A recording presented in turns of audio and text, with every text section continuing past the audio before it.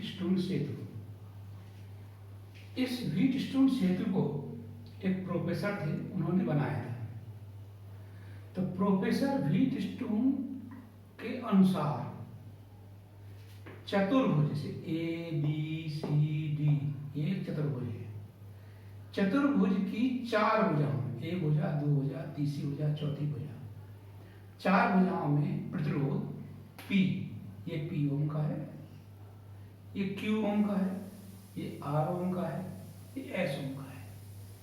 चतुर्भुज की चार भुजाओं में हम प्रतिरोध P, Q, R, S ओम के जोड़ते हैं। यदि संतुलन की अवस्था कहलाती है कि यदि धारा मापी में कोई विक्षेप ना हो, गैलोनोमीटर, धारा मापी को कहते हैं गैलोनोमीटर।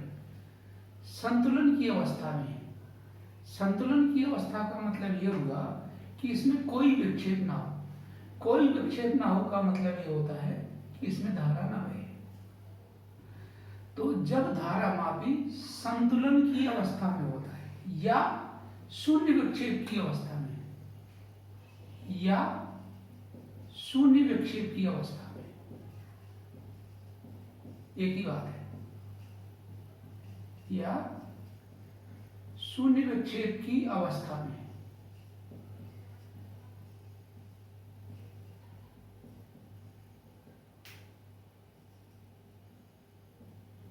या शून्य विक्षेप की अवस्था में, तो चतुर्भुज की संलग्न भुजाओं की, संलग्न माने ये इसके संलग्न है, ये इसके संलग्न है। तो चतुर्भुज की संलग्न भुजाओं के प्रतिरोधों का अनुपात नियत होता है। इसका मतलब इसका बटे इसका बराबर इसका बटे इसका, तो P बटे Q बराबर R बटे S होता है। ये है इसका सिद्धांत। अब आते हैं उत्पत्ति में। उत्पत्ति यह है कि चतुर्भुज ABCD में की चार भुजाओं में चार प्रतिरोध P, Q, R, S जोड़ते हैं। चतुर्भुज के दो विकर्ण होते हैं। एक विकर्ण में धारा मापी को हम गैलोनोमीटर कहते हैं। एक विकर्ण में धारा मापी को हम अंग्रेजी में कहते हैं गैलोनोमीटर, इसलिए इसको हम G से दर्शाते हैं। एक विकर्ण में धारा मापी, दूसरे विकर्ण में हम सैग जोड़ते थे, एक सैग जोड़ते हैं।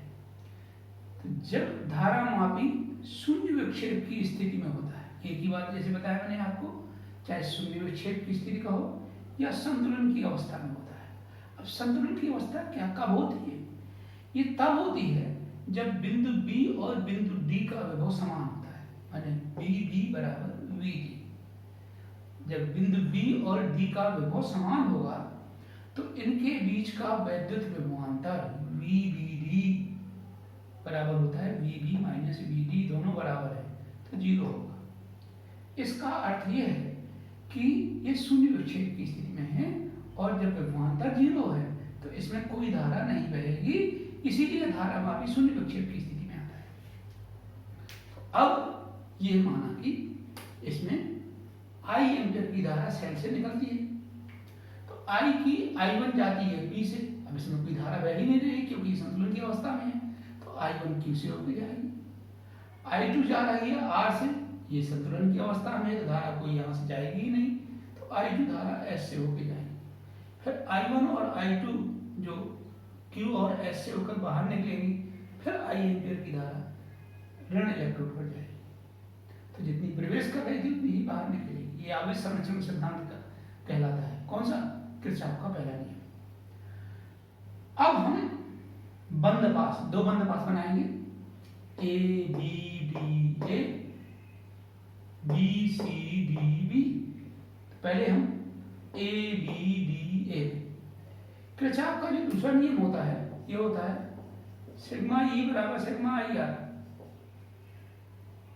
सिग्मा I, देखो इसमें कोई सेल नहीं जुड़ा है तो सिग्मा E का मान, इसका मान क्या हो जाएगा? इसका हो जाएगा 0। अब सिग्मा IR, सिग्मा IR की मैंने समझाया था, न्यूमेरिकली बताए थे आपको कि धारा गुणा प्रतिरोध, धन धारा गुणा प्रतिरोध। धन तब आएगा जब धारा की दिशा पास की दिशा में, जैसे ये पास की दिशा है, कौन सी, ए बी डी ए, तो ये धारा गुणा प्रतिरोध धनात्मक होगा। और ये देखो ये है पास की दिशा, I2 एम्पीयर की धारा विपरीत दिशा में बह रही है तो ऋण हो जाएगा। तो देखो I1P धन, अब इसमें देखो धारा की दिशा पास की विपरीत दिशा में है तो ऋण I2R बराबर 0, कोई सेल नहीं जुड़ा तो इसलिए 0 हो जाएगा। तो धन ऋण का ऋण हो जाएगा, इसको उधर ले जाएंगे, धन का हो जाएगा, तो I1P बराबर I2R।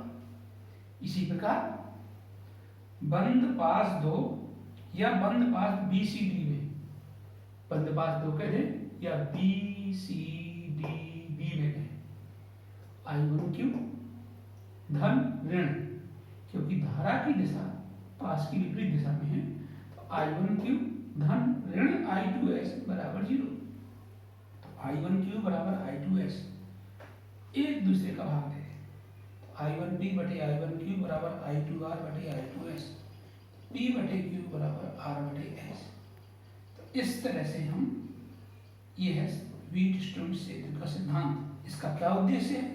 इसका उद्देश्य ये है कि यदि तीन प्रतिरोध P, Q, R ज्ञात होते हैं, ज्ञात होने पर हम चौथे अज्ञात प्रतिरोध की गणना कर लेते हैं। चौथा अज्ञात प्रतिरोध S कहलाता है, S की गणना करते हैं। इस पर आधारित केवल एक उपकरण है, मीटर सेतु, तो वो मैं अभी बताऊंगा, पहले मैं इसके न्यूमेरिकल आपको बताऊंगा। तो अब बताता हूँ। देखो पहला न्यूमेरिकल है ये वाला, इसका तुल्य प्रतिरोध ज्ञात करना है, तुल्य प्रतिरोध ज्ञात करो। तो इसमें हम देखते हैं कि 10/20 बराबर, देखो P बटे Q बराबर R बटे S, 10/20 बराबर 5/10 के है, इसीलिए यह संतुलित व्हीटस्टोन सेतु का चित्र है। संतुलित व्हीटस्टोन सेतु का चित्र है। जब संतुलित व्हीटस्टोन सेतु का चित्र है तो BD में कोई धारा नहीं, तो BD में कोई धारा नहीं बहेगी। जब BD में कोई धारा नहीं बहेगी तो जो बीच का जो 10 ओम है, चाहे इसको 15 मान लो, तो 15 ओम के प्रतिरोध को नगण्य मानने पर, नगण्य मान लेंगे। जब नगण्य मानेंगे तो फिर ये हट जाएगा, जब ये हट जाएगा तो अब ये चित्र ये बचेगा। जब ये बचेगा तो आप समझ गए 10 ओम 20 ओम श्रेणी क्रम में आएगा, 5 ओम 10 ओम ये भी श्रेणी क्रम में आएगा, और जितना ये आएगा ये परस्पर समांतर क्रम में आ जाएगा, समांतर क्रम में आ जाएगा। जैसे 10 और 20, इसका हो जाएगा R डैश बराबर 10 धन 20 बराबर 30 ओम, इसका हो जाएगा R डबल डैश बराबर सूत्र वही R1 धन R2, तो यहाँ हो जाएगा 5 धन 10 बराबर 15 ओम।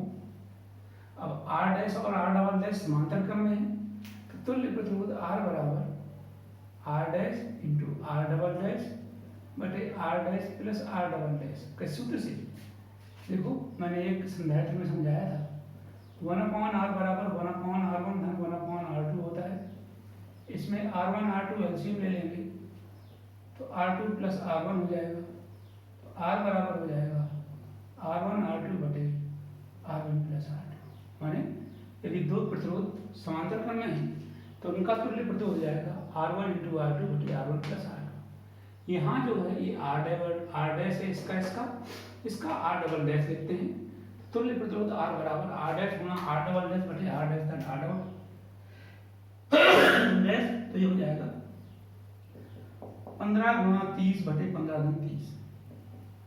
इसको आप हल कर लोगे, इस तरह से आप इसके तुल्य प्रतिरोध की गणना कर लेते हैं इस तरह से। तो ये तुम्हें हल 15 की 45 450 बटे 45 इसे हल करोगे 450 बटे 45 10 ओम हो जाएगा। अब इस सवाल को हल करना है। दूसरा सवाल ये है कि I1 और I2 का मान ज्ञात करो, ये मान ज्ञात करो और B और D के बीच का विभवांतर ज्ञात करो। ये ज्ञात करो, B और D के बीच का विभवांतर ज्ञात करो। समझ गए होंगे? ये I1 और I2 का मान ज्ञात करना है, B और D के बीच का विभवांतर ज्ञात करना है। तो सबसे पहले हम इसका तुल्य प्रतिरोध निकालेंगे। क्यों निकालेंगे तुल्य प्रतिरोध? तुल्य प्रतिरोध इसलिए निकालेंगे कि ये 1.5 वोल्ट की जो ये बैटरी है, V मैं लिखना भूल गया, ये इसके साथ समांतर क्रम में है। तो जितना 1.5 वोल्ट होगा उतना ही इन दोनों का तुल्य प्रतिरोध इंटू कुल धारा होगी। तो कुल धारा है I, तो 1.5 बराबर I इंटू तुल्य प्रतिरोध हो जाएगा। अब तुल्य प्रतिरोध के लिए कैसे करेंगे? देखो भाई 2/4 बराबर 3/6 ऊपर जैसा, तो ये संतुलित व्हीटस्टोन सेतु है।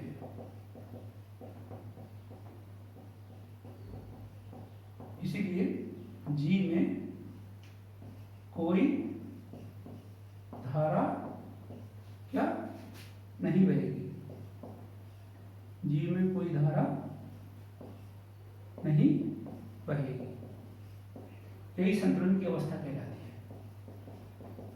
यही क्या कहलाती है? संतुलन की अवस्था कहलाती है। यही संतुलन की अवस्था कहलाती है। संतुलन की अवस्था के लिए, संतुलन की अवस्था में है तो फिर क्या हो जाएगा? 2-4 श्रेणी, 3-6 ये भी श्रेणी, ये परस्पर समांतर। अब मैं जरा मौखिक हल करता हूँ। तो समांतर R बराबर हो जाएगा 4 2 6 6 और 3 9, 6 गुणा 9 बटे 6 धन 9 बराबर 54 बटे 15। यही है 4 2 6 और 6 और 3 9, 54 बटे 15। समांतर क्रम में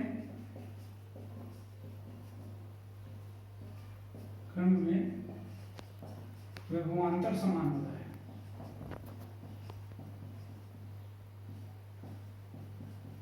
समान होता है तो फिर लिखेंगे V बराबर IR। V कितना है? 1.5। I हमें ज्ञात करना है। R कितना है? 54 बटे 15। इसलिए I बराबर हो जाएगा 1.5 गुणा 15 बटे 54 एम्पियर। या I1 और किरचॉफ का फिर पहला नियम लगाएंगे। I1 धन I2 बराबर है, तो I1 धन I2 बराबर हो जाएगा, इसका गुणा भाग कर लेंगे 1.5 गुणा 15 बटे 56, समीकरण नंबर 1। फिर देखो ये इसके समांतर क्रम में, तो क्या होगा? फिर दोबारा समांतर क्रम में विभवांतर समान होता है। किसका किसका विभवांतर? V A B C बराबर V A D C। इसका प्रतिरोध कितना है? 4 2 6, 6 I1 बराबर 6 और 3 9, 9 I2। तो I1 बराबर हो जाएगा 9 I2। I1 बराबर हो जाएगा 9 बटे 6 I2 बराबर 1.5 I2, समीकरण नंबर 2। I2 का मान इसमें रख देंगे तो I1 आ जाएगा। ये I1 बराबर इतना है, तो I1 का मान इसमें रखोगे तो I2 आ जाएगा, फिर I2 का इसमें रखोगे तो I1 आ जाएगा। इस प्रकार से I1 I2 के मान हम ज्ञात कर लेंगे। अब प्रश्न आता है कि B और D के बीच का वैद्युत विभवांतर ज्ञात करो। तो VBD बराबर हो जाएगा VB माइनस VD। संतुलन की अवस्था में संतुलन की अवस्था में VB बराबर VD होता है, तो ये हो जाएगा 0। तो एक तो सवाल ये हुआ। दूसरा सवाल इसी में मैं एक जोड़ देता हूँ चीजें आपको। जैसे एक सवाल है, इसमें दिया है ये 6 वोल्ट की बैटरी है, 6 वोल्ट की बैटरी है दूसरे सवाल में, और इसमें एक रेजिस्टेंस लगा है, वो लगा है 0.4 ओम का। कितना लगा है? 0.4 ओम का लगा है, 6 वोल्ट की बैटरी। सवाल यही है। तो अब इसमें क्या करेंगे? सिर्फ आई के मान निकालने में आपको दिक्कत आएगी। दिक्कत कुछ नहीं आनी है। तो जैसे 2/4 बराबर 3/6 के है, तो ये संतुलित विशिष्ट क्षेत्र का क्षेत्र है। तो 2 और 4 श्रेणी क्रम में, तो R बराबर R1 धन R2, 2 और 4 को हो जाएगा 6। देखो 6, 3 और 6 श्रेणी क्रम में, तो R बराबर R1 धन R2, तो 6 धन 3 बराबर 9। और ये दोनों परस्पर समांतर क्रम में है, तो ये हो जाएगा 54/15। तो अब इसको 3 से काटते हैं, तो 3 एकम 3, 18 3 54/3 × 15। अब 5 एकम 5, 5 छक्का 30, 16 पंचे 80 होता है, तो 1.6 ओम हो गया। अब इसके साथ ये जो ये आया, इसका टोटल आया 1.6, ये है 0। तो अब इसको चाहे आप स्मॉल r मान लो या जो भी मान लो, आप वाह्य प्रतिरोधी मान लो, इसको स्मॉल r मान सकते हो। तो अब आपको पहले धारा ज्ञात करनी है। तो I बराबर हो जाएगा, I बराबर E/R प्लस R। तो आंतरिक प्रतिरोध माना कि है स्मॉल r है, तो E का मान कितना है? 6 वोल्ट। कैपिटल R कितना है? 1.6। स्मॉल r कितना है? 0.4। 6/2 बराबर 3 एम्पियर, 3 एम्पियर। तो I1 धन I2 बराबर हो जाएगा कितना? 3। समीकरण नंबर 1। समांतर क्रम में विभवांतर समान होता है, तो VABC बराबर VADC। 6I1 बराबर 9I2, तो I1 बराबर 9/6I2, ये हो जाएगा। इस तरह से हम इससे इसमें अंतर हो जाता है। तो ये सवाल कम से कम 3-3, 4-4 सवाल आप यहाँ से भी मिले, कुछ किताब मैंने आपको लगा के दिए थे कुछ इस तरह से, तो ये सब आप लगाओगे और इसी टाइप में कम से कम 3-3 सवाल लगा के दिखाओ। अभी तक बच्चों ने नहीं दिखाई। नेक्स्ट है मीटर क्षेत्र। ये परीक्षा में बहुत आता है, या इसके न्यूमेरिकल कभी कभी आते हैं। तो मीटर क्षेत्र के लिए इसमें ये एक लकड़ी का बॉक्स है, इसके अंदर लकड़ी का बॉक्स होता है। लकड़ी के बॉक्स में 2 L के आकार की, देखो एक L के आकार ये, दूसरा L के आकार की है। इसमें 2 पत्तियां जुड़ी होती है, ये है, और संबंधित पेंचों से कसी होती है। इनके बीच में एक सीधी पत्ती होती है, इसमें भी संबंधित पेंच होते हैं। इस L के आकार की पत्तियों के बीच में 1 मीटर लंबा AC जो तार है वो 1 मीटर लंबा होता है, इसलिए इसे मीटर क्षेत्र कहते हैं। तो इसमें 1 मीटर लंबा इस तार की विशेषता है कि इसका जो विशिष्ट प्रतिरोध है वो उच्च विशिष्ट प्रतिरोध होना चाहिए और प्रतिरोध ताप गुणांक कम होना चाहिए। तो इसमें 1 मीटर लंबा AC उच्च विशिष्ट प्रतिरोध व निम्न प्रतिरोध ताप गुणांक का कॉन्स्टेंटन व मैग्नेटिक मिश्र धातु का एक तार होता है। अब उक्त चित्र के अनुसार परिपथ पूरा करते हैं, ये प्रैक्टिकल भी है। तो अब आपको समझना है कि कैसे हम परिपथ पूरा करते हैं। तो पहले आपको ये वीट स्ट्रीम क्षेत्र का चित्र याद रखना चाहिए कि देखो ये A हो गया, ये C हो गया, AC लिखा ही है, AC 1 मीटर लंबा तार है। ये बिंदु D कहलाएगा बीच वाला, तो B यहाँ कहीं आएगा, यहाँ शून्य विच्छेद की स्थिति आएगी, वहाँ बिंदु B हो जाएगा। ये तो जॉकी है, टच करने वाले को उपकरण को हम जॉकी कहते हैं, ये बिंदु B है। तो अब देखो आप A और D के बीच में क्या है? R माने रेजिस्टेंस बॉक्स, रेजिस्टेंस बॉक्स माने प्रतिरोध बॉक्स, प्रतिरोध बॉक्स है। देखो ये D है पूरी तांबे की पत्ती, ये पूरा C है तांबे की पत्ती। तो D और C के बीच में S माने अज्ञात प्रतिरोध, S जुड़ा है। B और D के बीच में गैल्वेनोमीटर, तो जहाँ पर माना कि शून्य विक्षेप की स्थिति बी पर आती है, यहाँ से एल सेंटीमीटर पर आती है, तो ये बिंदु बी और डी के बीच में गैल्वेनोमीटर। कुंजी अपने आप है, जॉकी लगाओगे तो कुंजी लग जाएगी, और जॉकी निकाल दोगे तो कुंजी नहीं लगेगी, तो कुंजी अपने आप लगी है।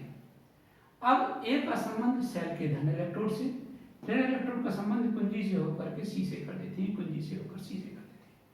तो ये चित्र आप अपना बनाओगे चिप परिपथ बनाने के लिए, और जब परिपथ बन जाए तो फिर इस चित्र को मिटा देना है। तो बस शॉर्ट में हम सिर्फ इतना लिखते हैं शॉर्ट में कि उक्त चित्र के अनुसार परिपथ पूरा करते हैं।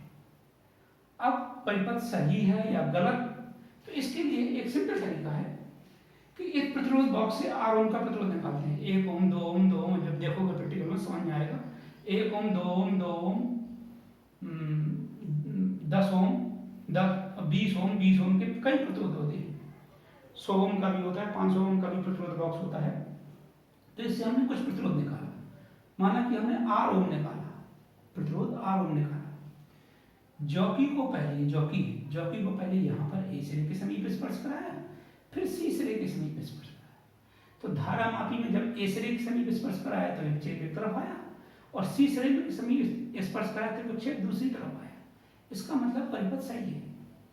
और यदि ऐसा नहीं है तो प्रैक्टिकली आप देखेंगे इसकी दो चीजें होंगी। ये जो तार होते हैं, कनेक्शन वायर, ये धागे के ऊपर लटके होते हैं, तो कहीं धोखे से धागा बन गया है, जिसके कारण करंट कहीं से बाहर, कहीं से पूरी नहीं जा पा रही है, पहला काम। तो उसको हम धागे को हम देख लेंगे कि धागा इन पेचों पर लगा तो नहीं है, पहला काम करेंगे। दूसरा काम, जो सेल है, इस सेल का विद्युत वाहक बल कहीं घट तो नहीं है, क्योंकि यहाँ पर हम लेफ्लांसी सेल प्रयोग करते हैं, और लेफ्लांसी सेल का विद्युत वाहक बल 1.5 वोल्ट होता है। तो 1.5 वोल्ट से ज़्यादा कम तो नहीं हो गया। 1.5 वोल्ट से मैंने प्रैक्टिकली देखा, जैसे ही 1.4 से कम आता है तो विक्षेप एक ही तरफ आता है। तो इसका एग्जैक्ट लगभग 1.45 या 1.494847 इसके आसपास होना चाहिए। तो ये प्रैक्टिकली मैंने समझा दिया। तो यदि विक्षेप एक तरफ आता है तो उसके दो ही कारण होते हैं। एक तो धारा मापी जो सेल का विक्षेप घट गया है, सेल का विद्युत वाहक बल का मान घट गया है, तो लेफ्लांसी सेल होता है, उसमें अमोनियम क्लोराइड होता है, उसको एक बार घोल दो, क्योंकि लोकल रिएक्शंस होती हैं, तो घोल दो तो उसमें जो लोकल रिएक्शन है वो बंद हो जाएंगी, और जो विध्रुवक की क्रियाएं हैं वो सब सही हो जाएगा। तो ये तो ई घट गया, या ये धागा इसमें बंध गया, जिसके कारण करंट आगे नहीं पास हो पा रही है। तो सिंपल में ऐसे ही लिखते हैं। बोर्ड परीक्षा में जब आता है, जॉकी को पहले ए सिरे के समीप यहाँ पर स्पर्श कराए, फिर सी सिरे के समीप स्पर्श कराए, विक्षेप परस्पर विपरीत दिशा में आता है, तो परिपथ सही है। अब माना कि विक्षेप शून्य विक्षेप की स्थिति बी पर आई, यहाँ मैं भूल गया। अब हमने ये मान लिया कि माना एसी तार का विशिष्ट प्रतिरोध रो, अनुप्रस्थ परिच्छेद का क्षेत्रफल ए। अब एक और लिखेंगे। अब माना शून्य किसमें, गैल्वेनोमीटर में, जी में, यहां से लिखोगे आप शून्य विक्षेप की स्थिति बिंदु बी पर प्राप्त हुई। इसकी ए से लंबाई एल सेंटीमीटर है, एल सेंटीमीटर, यहां से इसकी लंबाई एल सेंटीमीटर है। तो अब हम इस ए तार का प्रतिरोध निकालें, जिसे हम पी कहते हैं। पी बराबर, ये सूत्र होता है, मैंने पढ़ाया था, आर बराबर रो इंटू एल अपॉन ए। तो विशिष्ट प्रतिरोध आप मान लीजिए रो है, अनुप्रस्थ परिच्छेद का क्षेत्रफल, नहीं इसमें मैंने गलत लिख दिया, इसको हम स्मॉल ए से लिखेंगे। कैपिटल ए से इसलिए नहीं लिखेंगे क्योंकि ये बिंदु ए से इंडिकेट किया है, इसलिए हम कैपिटल ए नहीं लिखेंगे। अनुप्रस्थ परिच्छेद का क्षेत्रफल स्मॉल ए है, भले ही हम कैपिटल ए से प्रदर्शित करते हैं, पर इस थ्योरी में हम अनुप्रस्थ परिच्छेद के क्षेत्रफल को, एरिया ऑफ क्रॉस सेक्शन को स्मॉल ए से लिखेंगे। तो ए बी का प्रतिरोध पी बराबर रो इंटू एल की जगह एल, ए की जगह ए, समीकरण नंबर 1। बी सी का प्रतिरोध क्यू बराबर रो इंटू, अब लंबाई है 1 मीटर लंबा तार है, एल 1 मीटर में 100 सेंटीमीटर होती है, तो एल सेंटीमीटर निकल गई, तो बचेंगे 100 माइनस एल सेंटीमीटर। तो क्यू बराबर रो इंटू 100 माइनस एल बटे ए सेंटीमीटर, समीकरण नंबर 2। 1 में 2 का भाग दे दिया, P बटे Q ऐसे भाग दोगे तो रो से रो कट जाएगा, इसे 1 घट जाएगा, L बटे 100 माइनस है, समीकरण नंबर 2 आ जाएगा। समीकरण नंबर 3 आएगा, तो नहीं ये 3 आएगा। हीट से दो सिद्धांत होता है, P बटे Q बराबर R बटे S से अज्ञात प्रतिरोध S बराबर Q upon P into R। समीकरण 3 से, 2 से नहीं 3 से, समीकरण 3 से तो देखो Q अपॉन P बराबर 100 बटे L हो जाएगा, तो S बराबर Q अपॉन P की जगह क्या हो जाएगा, देखो P बटे Q है, दोनों को उल्टा कर दें, Q बटे P बराबर 100 माइनस L बटे L, इसकी जगह 100 माइनस L बटे L, तो ये R है, तो S बराबर R इंटू 100 माइनस L बटे L हो जाएगा। से हम इस अज्ञात प्रतिरोध की गणना कर लेते हैं। अब आती है, इतना आप समझ गए होंगे, अब आता है आपको न्यूमेरिकल समझने। न्यूमेरिकल के लिए आपको एक तो सूत्र ये सब याद करने की जरूरत नहीं है, इसके लिए आप एक सीधा संबंध समझोगे, सीधा संबंध इस तरह समझोगे न्यूमेरिकल के लिए, और न्यूमेरिकल लगाओगे, जो नहीं समझ में आएगा उसको मुझसे पूछोगे। P बटे Q बराबर R बटे S होता है, P की जगह क्या रख दोगे L, देखो P बटे Q का मान L बटे 100 माइनस L होता है, बाकी सब कट जाते हैं, तो P की जगह L समझ लो और Q की जगह 100 माइनस L समझ लो बराबर R बटे S। ये सूत्र याद रखो, P बटे Q यानी this upon this is equals to this upon this, this upon this is equal to this upon this. इससे जो भी आपको याद करना हो वो आप निकाल सकते हो। ये न्यूमेरिकल के लिए आपको याद रखना है, P बटे Q बराबर R बटे S होता है, P की जगह L, Q की जगह 100 माइनस L, तो इस तरह से आप कर सकते हो। अब आता है इसकी सीमाएं, लिमिटेशंस, सीमाएं क्या है। इसमें जो तांबे की पत्तियां हैं इसके प्रतिरोध मोटी होती है, इसलिए हम स्टार्टिंग में मोटी तांबे की पत्तियां लेते हैं, इसका प्रतिरोध अल्प होता है, इसे हम अंत्य प्रतिरोध कहते हैं। तो अल्प, तो इसलिए हम इनके प्रतिरोध को हमने नगण्य माना है, तांबे की पत्तियों के प्रतिरोध को नगण्य माना है, इसे अंत्य प्रतिरोध कहते हैं, इसलिए हम अल्प प्रतिरोध इससे ज्ञात नहीं कर सकते, मीटर क्षेत्र की सहायता से अल्प प्रतिरोध ज्ञात नहीं कर सकते। यदि आप अल्प प्रतिरोध ज्ञात करना चाहते हैं तो इसका संशोधित रूप है कैरी-फास्टर सेतु, तो कैरी-फास्टर सेतु से भी अल्प प्रतिरोध की गणना की जा सकती है। दूसरा है, इसमें ज्यादा देर तक करंट नहीं प्रवाहित करनी चाहिए, अन्यथा तार गर्म हो जाएगा। ये वाला तार एसी तार, जब एसी तार गर्म हो जाएगा तो आप सब पढ़ चुके हो कि ये मिश्र धातु है कांस्टेंटन और मैग्नेट, तो कांस्टेंटन या मैग्नेट मिश्र धातु का तार होता है, तो मिश्र धातु का प्रतिरोध भी ताप के बढ़ने पर बढ़ता है, तो प्रतिरोध बढ़ जाएगा तो प्रतिरोध बदल जाएगा। अधिक देर तक धारा प्रवाहित करोगे तार गर्म हो जाएगा, प्रतिरोध बदल जाएगा। तीसरा है आर बॉक्स से, आर बॉक्स का मतलब है इस रेजिस्टेंस बॉक्स से इतना प्रतिरोध निकालो कि शून्य विक्षेप की स्थिति लगभग बीच में है। बीच में का मतलब जैसे ये 100 सेंटीमीटर है तो 100 सेंटीमीटर का माध्य होता है 45 सेंटीमीटर, 55 सेंटीमीटर, और अधिकतम 40 और 60, इससे 40 और 60 के बीच में आना चाहिए, अन्यथा गलत हो जाता है। तो इसमें प्रतिरोध बॉक्स से इतना प्रतिरोध निकालें कि शून्य विक्षेप की स्थिति लगभग बीच में है, माने 50 होता है एग्जैक्ट बीच, तो एग्जैक्ट में तो नहीं आता, 50 से थोड़ा कम थोड़ा ज़्यादा, तो आर से इतना प्रतिरोध निकालें कि शून्य विक्षेप की स्थिति लगभग बीच में है। तो ये था मीटर क्षेत्र, इसके न्यूमेरिकल आप घर से कर दिया, बस इतना ही।